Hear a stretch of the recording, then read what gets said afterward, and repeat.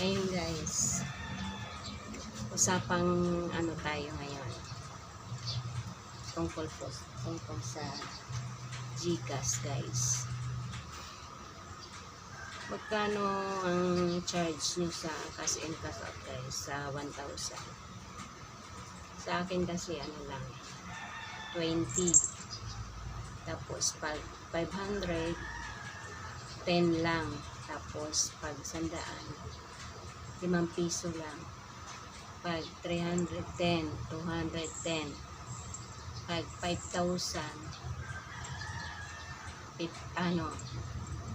100, pag 10,000 200.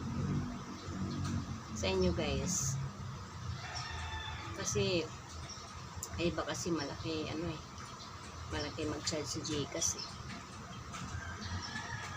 Ako konti lang kasi hindi bali ng konting tubo, pero pabalik-balik na may customer mo.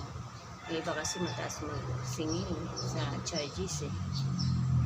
Kagaya nung ito, may ano ako dito, may yan sa kabilang tindahan, mataas yata singil sa charge sa GCash yan.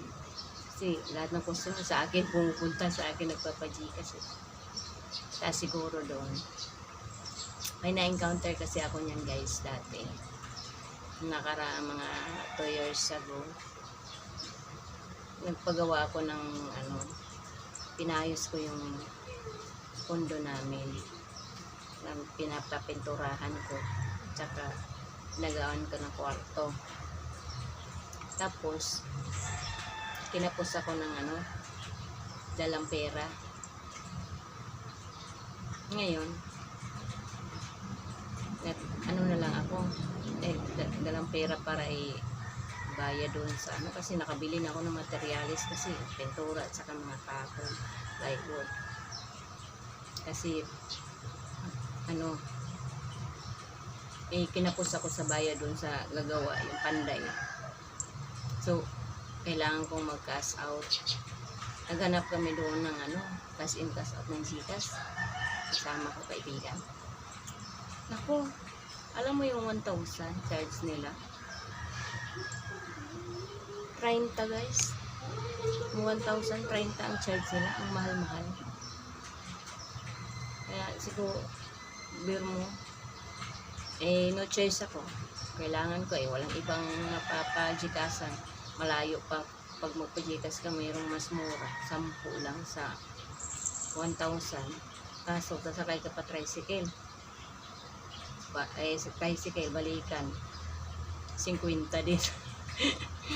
Kaya wala rin no choice ka. No choice ako, nag cash out na lang ako doon. Pero sobra maningil, grabe ang mahal-mahal. Meron mo 1,030, mabigat sa bulsa. Ako dito daming nagpapakash out sa akin dito, kasi malalaki 5,000 10,000. Lang sa 1,020 lang. Merong nga nanalo sa laro dito sa Globe, nanalo siya ng 16,000 sa laro sa online games, scatter. Dito na siya nagpa-cash out sa akin. Lang 1,020 lang binawas ko. Kumita siya, kumita rin ako. Kaya tungtuwa ako pag may maraming dito naglalaro sa online doon sa mga scatter. Mabinta yung GCash ko, cash in cash out. Diba? Madali lang, pinot ka lang sa cellphone mo, kikita ka na lang pera. May tubo ka na, diba? Yung pera mo, pinaikot-ikot mo lang, tumutubo, diba? Bilis, diba? Walang kapagod-pagod, diba? Di ba, konti lang tubo mo, basta tuloy-tuloy. Okay yun.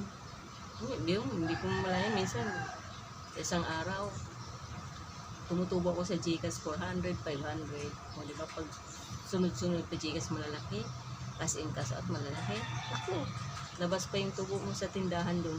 Yun, malinis na tubo mo na talaga yun, kasi nililista ko yun na yung nagpapakash in cash out. Nilista ko yan magkano tinutubo ko, magpapaload hindi ko may nasahan yung load kasi maliit ang tubo nun, 3 piso na.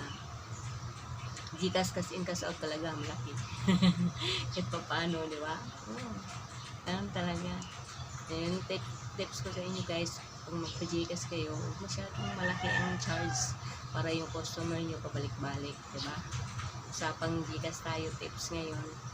Okay, thank you sa mga viewers ko dyan, yung mga solid followers ko dyan. May buntag sa inyong lahat. Sana supportahan niyo ang videos ko. Thank you sa mga friends ko dyan, relatives na nanonood ng mga videos ko. Salamat sa support niyo. So guys, ay kuya. Oy, inibit ng supli mo kanina, no? Tama lang. Mighty.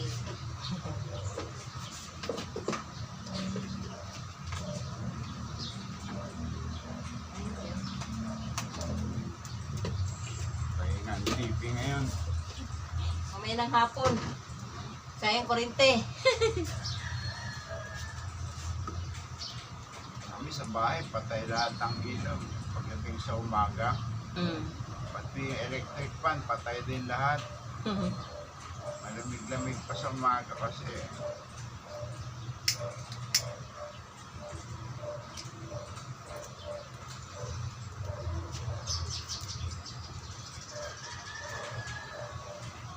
Salamat guys. Salamat sa support, sa pag-watch sa aking videos.